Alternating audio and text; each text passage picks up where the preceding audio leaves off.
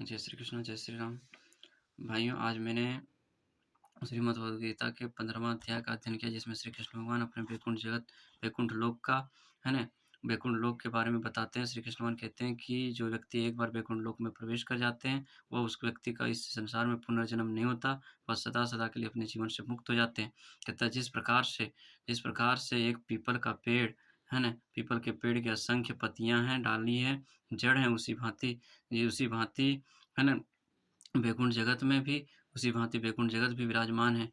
कि जिस प्रकार से हम कह सकते हैं, इस प्रकार कह सकते हैं कि जिस प्रकार तालाब में किसी पेड़ को देखने पर उसकी छाया प्रतीत होती है, उसी भांति वैकुंठ लोक का ये हमारे संसार जो छाया मात्र है और इस छाया में हम लोग विराजमान हैं। कहता है जब भगवान चाहे उस छाया को मिटा सकता है, मतलब ये कि इस संसार को नष्ट कर सकता है। क्योंकि वैकुंठ जगत ही सात्विक सत्य संसार है, वही सबसे श्रेष्ठ हैं।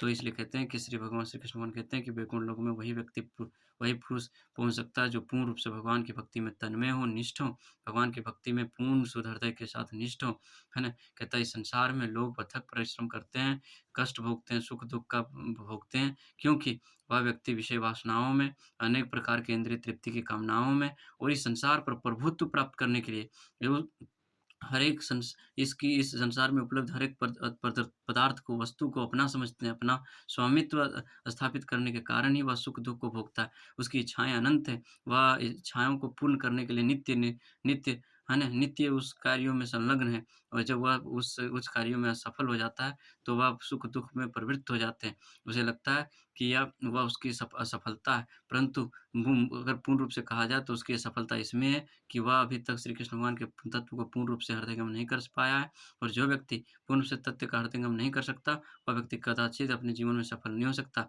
और आगे श्री कृष्ण भगवान कहते हैं कि जो व्यक्ति जिस प्रकार से इस संसार में, इस योनि में जिस प्रकार का कर्म करेगा, उसी भांति उसको अगले जन्म में, उसी भांति उसका जन्म होगा, उसी योनियों में उसका जन्म होगा।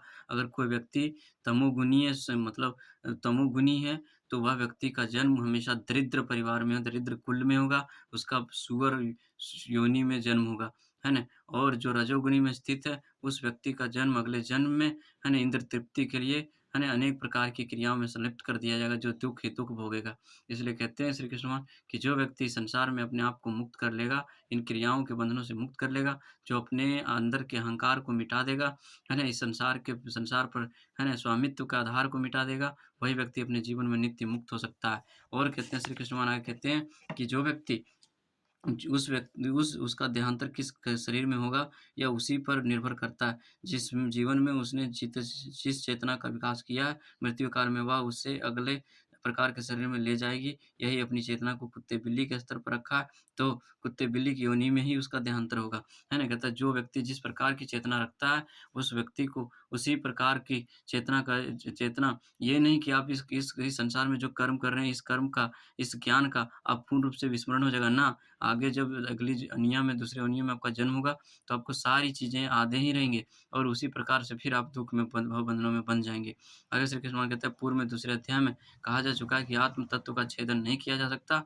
आत्मकंत तो वस्तुतः प्राकृत चिंतन का विषय है ही नहीं।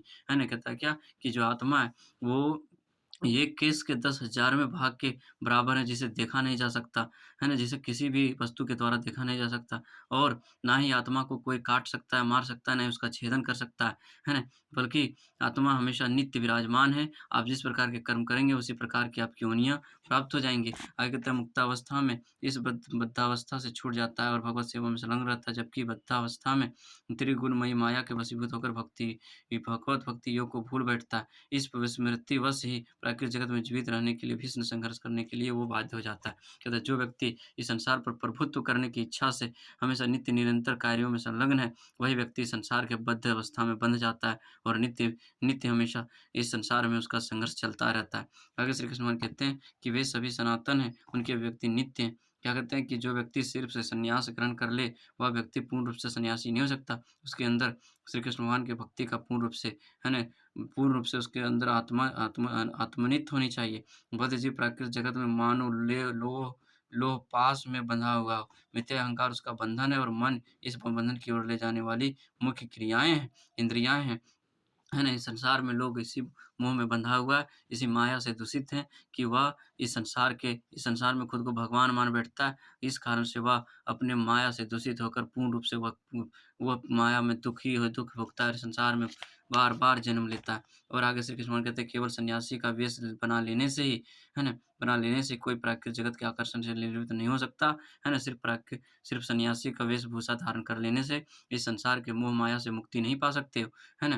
कहता है संसार से वैराग्य के लिए कहता है क्या कि कहता है क्या कि कहते हैं जो श्री कृष्ण भावना के लिए समर्पित हो, इस प्रकार भागवत संघ में भक्ति योग की शिक्षा ग्रहण करने से प्राकृत जगत में आसक्ति की ग्रंथि को काटा जा सकता है। केवल सन्यासी का वेश धारण कर बना लेने से ही कोई प्राकृतिक जगत के आकर्षण से निर्लिप्त नहीं हो सकता। संसार से वैराग्य के लिए आवश्यक है कि भगवत भक्ति योग में अनुराग हो। अतएव यह गंभीरतापूर्वक समझ लेना चाहिए कि 12वें अध्याय में वर्णित भक्ति योग सच्चे वृक्ष की इस सत छाया से बाहर निकलने का एकमात्र उपाय है, जो पूर्ण रूप से इस संसार के द्वेष, ईर्ष्या से मुक्त हैं, सुख-दुःख से मुक्त हैं, सभी में एक समान है, वही व्यक्ति संसार से मुक्ति प्राप्त कर सकता है। कहते हैं मेरे उस स्वयं प्रकाश धाम को ना सूर्य प्रकाशित कर सकता है, ना चंद्रमा और ना अग्नि ही प्रकाशित कर सकता है, जिसे प्राप्त हुआ जीव इस प्राकृतिक जगत में फिर नहीं आता, वही मेरा प्राधाम है। वैकुंठ जगत लोक में ना ही सूर्य की आवश्यकता है, ना ही चंद्रमा की आवश्यकता है, ना ही अग्नि की आवश्यकता है। वहाँ तो श्री कृष्ण भगवान के तेजों में प्रकाश से स्वयं प्रकाशित रहते हैं, है ना? जिस प्रकार से यहाँ सूर्य की आवश्यकता पड़ती है संसार को सूर्य दीप्तमान करने के लिए, वहाँ वैसा कोई आवश्यकता नहीं, वहाँ सबके स्वयं एक प्रकाश होते हैं, है ना? आगे कहते हैं कि इस श्लोक में भगवान श्री कृष्ण के परम धाम का वर्णन है, जो कृष्ण लोक अथवा गोलोक वृंदावन कहलाता है और वैकुंठ जगत में स्थित उस वैकुंठ जगत में सूर्य, चंद्रमा, अग्नि अथवा बिजली की अपेक्षा नहीं है, क्योंकि वहाँ के सब लोग स्वयं प्रकाश हैं। हमारे उस ब्रह्मांड में एकमात्र सूर्यलोक स्वयं प्रकाश है, परंतु है ना? व्योम के सब लोग स्वयं प्रकाश हैं। इस ब्रह्मांड में सिर्फ़ सूर्य सबको प्रकाश देता है, परंतु वहाँ सभी के अपने स्वयं प्रकाश होते हैं। योग्यता योग्यता आवश्यक है कि मिथ्या अहंकार से मोहित ना हो। अपने को प्रकृति का स्वामी समझकर बद्ध जीव अभिमान से तृप्त हो रहा है। इसलिए उसके लिए श्री भगवान के शरणागत होना अति कठिन है। अर्थात ज्ञान के अनुशीलन से यह जान लेना चाहिए कि प्रकृति का स्वामी वह नहीं है, श्री भगवान है। जब जीव अहंकार जनित मोह से मुक्त हो जाता है, तब शरणागत पद्धति को अपना सकता है। जो मनुष्य इस प्रकृति जगत में सदा सत्कार चाहता रहता है, उसके लिए श्री पुरुषोत्तम की शरण में जाना संभव नहीं है ना? गर्व का मूल कारण मोह है। जो व्यक्ति अहंकार करता है उसका मूल्य कारण क्या है? मोह है ना? आगे श्री कृष्ण भगवान कहते हैं इस भ्रम का त्याग करना होगा कि मनुष्य इस संसार में मनुष्य जाति का स्वामित्व, है ना? कहता है क्या कि इस संसार में ये चीज़ समाप्त करने होगा अपने हृदय से कि मैं इस जगत का स्वामी हूँ और स्वामित्व इस पर आधारित इस संपूर्ण तत्व को जान लेने पर वह सुख, दुःख, विषाद आदि सब द्वंद्वों से छूटकर पूर्ण ज्ञान से युक्त हो जाता है, जब वह श्री भगवान के शरणागत हो जाता है ना? आगे श्री कृष्ण भगवान कहते हैं जो मोह, मिथ्या अहंकार और असत्य संग से मुक्त है, क्या कहता है कि जो जिस व्यक्ति के अंदर से मोह नष्ट हो चुके हैं, जो मिथ्या अहंकार से नष्ट है, जो हमेशा या सत्य के खिलाफ रहते हैं, जो सत्य पुरुष हैं, है ना? जो अध्यात्म तत्व को जानते हैं, जिनकी संपूर्ण प्राकृत क्रियाएँ नष्ट हो चुकी है, जबकि सारी इच्छाएँ नष्ट हो चुकी है, संपूर्ण प्राकृत क्रियाएँ नष्ट हो चुकी है, जो कर्तव्य में नहीं बनता, जो सुख-दुःख के द्वंद्वों से मुक्त है और श्री भगवान के शरणागत होना चाहते हैं, वे ज्ञानी जन उस नित्य धाम को प्राप्त कर सकते हैं, वही व्यक्ति उस वैकुंठ जगत सुख को प्राप्त कर सकते हैं। आगे श्री कृष्ण भगवान कहते हैं कि उन श्री भगवान की कृपा प्राप्ति के लिए केवल इतना आवश्यक है उनके शरणागत हो जाएँ। अगर भगवान की कृपा चाहिए तो भगवान की शरणागति होना अति आवश्यक है।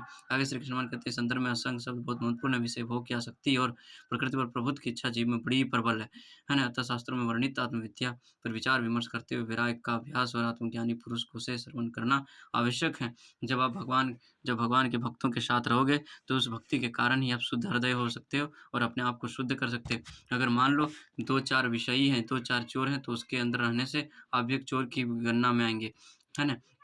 अगर कोई व्यक्ति दुष्कर्म कर रहा है और उसमें आप भी वहाँ खड़े होकर देख रहे हैं, तो आप भी उसी दुष्कर्म में आएँगे। इसलिए अपने आप को इन सारी क्रियाओं से मुक्त करना सर्वथा, है ना, नित्य है। भाइयों, आप जो समझ रहे हैं ना कि संसार में सब चीज़ मेरा है, मैं एक ऊँचा पद प्राप्त करूँगा तो अति सुखमय जीवन हो जाएगा, परंतु यह सभी मिथ्या अहंकार है भाइयों। आप सोच रहे हो ना कि बहुत सारा धन उपार्जित कर लेंगे, तो मेरी जीवन सुखमय हो जाएगा। ये भी मिथ्या अहंकार है भाइयों, क्योंकि ये सत्य है कि आप मरते वक़्त इस धन का संचय को कभी आप साथ में लेकर नहीं जा सकते और ना ही आप भले ही आजकल अपने आप को बलशाली समझकर दूसरों पर अपने अधिकार जमा लें, परंतु मरने के बाद वो अधिकार सारा नष्ट हो जाएगा। इसलिए अपने आप को किसी के अधीन ना रखें और ना ही कि किसी को अपने अधीन रखें, बल्कि श्री भगवान की भक्ति में निष्ठ रखें। अगर आप किसी का भला नहीं कर सकते तो बुरा भी ना करें। जो कर्म आप करते हैं, उस कर्म का फल आपको स्वयं भोगना पड़ता है, ना कि कोई दूसरा आपको भोगने के लिए आता है। इसलिए आप पूर्ण रूप से भगवान की भक्ति में निष्ठ हो जाएँ और बुरे कर्मों को त्याग करके सत्य कर्मों की ओर प्रवृत्त हो जाएँ, है ना? इस संसार में कोई ऐसा चीज़ नहीं जो आपको अति सुखमय प्रदान कर सके। सारी चीज़ें क्षणभंगुर है और हमेशा हमेशा आप जब तक इस क्षणभंगुर सुख के लिए मेहनत करोगे कड़ी समस्या में, तब तक कड़ी समस्याओं में जूझे रहोगे। इसलिए उस वैकुंठ लोक को प्राप्त अगर करना है, तो पूर्ण रूप से भगवान की भक्ति में निष्ठ हो जाएँ, लोगों से ईर्ष्या द्वेष करना छोड़ दें, है ना? अपने आप के अंदर से विषय वासना को छोड़ दें, विषय भोग की वासना को छोड़ देंगे और स्त्रियों के प्रति आकर्षण को छोड़ें और जघन्य अपराधों को छोड़ दें और भला सत्य और असत्य कर्मों को पहचानें, है ना? लोगों की बुराइयों को छोड़ दें, लोगों के साथ भक्ति भाव में से एक समदृष्टि होकर के सभी को समदृष्टि भाव से देखें।